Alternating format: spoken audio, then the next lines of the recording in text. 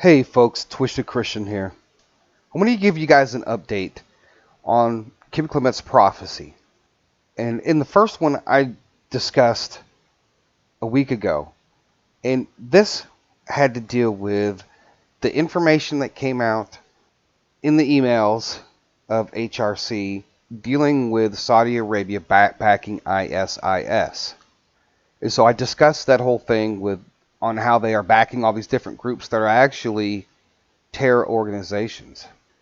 And also in the video, major prophetic events surrounding Saudi Arabia. I talked about how in King Clement's prophecy about the burning and the burning and the burning because of the judgment that was getting ready to come upon Saudi Arabia.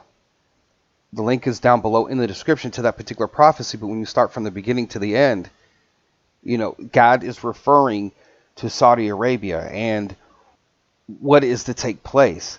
And the part of the punishment was to prosper America, but also that because of the oil, there's going to be a burning and a burning and a burning. And I believe he's talking about the oil wells. And then also too, I talked about the stone and what would happen to the stone, according to the words of Kim Clement. So if you haven't seen that video, you need to go back and watch that video. But one of the things that I wanted to point out is how close that this could actually happen, because on the same day I was making the video, it looks like that Aramco was actually attacked again. Was Aramco on lockdown after Houthi missile attack? Saudi Arabia had intercepted a ballistic missile attack on facilities owned by state oil major Aramco in the eastern region. Early reports that Aramco facilities in Durran had gone on lockdown because of a suspected attack. The Iran-affiliated Yemeni Houthi group claimed responsibility for the attacks on Sunday, saying it had used ballistic missiles and drones. Ras Tanuri, which is home to an extensive oil infrastructure, was not the only target of the attack. The Houthis also targeted Aramco property in southern Saudi province of Jazan and Najran, according to the rebels group spokesman who claimed responsibility for the attacks. Aramco oil facilities are understandably a preferred target for the Houthis, which Saudi Arabia is trying to oust from the Yemen after they removed the Saudi-affiliated government of the country in 2014 and has since assumed power of most of Yemen. Of course, you have this whole Saudi Arabia and Yemen war that is going on.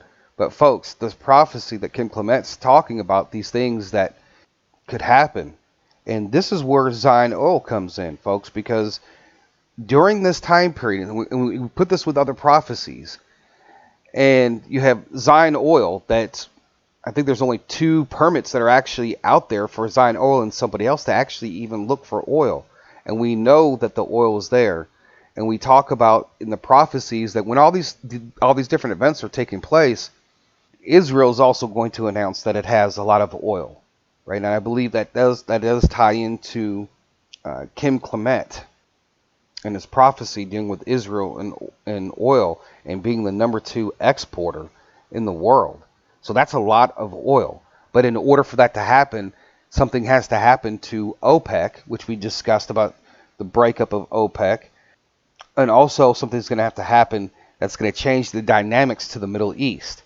And if Saudi Arabia, if for whatever reason, if some of these attacks start to become successful, I mean, not only can we see the price of oil skyrocket, when it comes to pass what he says, there will be a burning and a burning and a burning.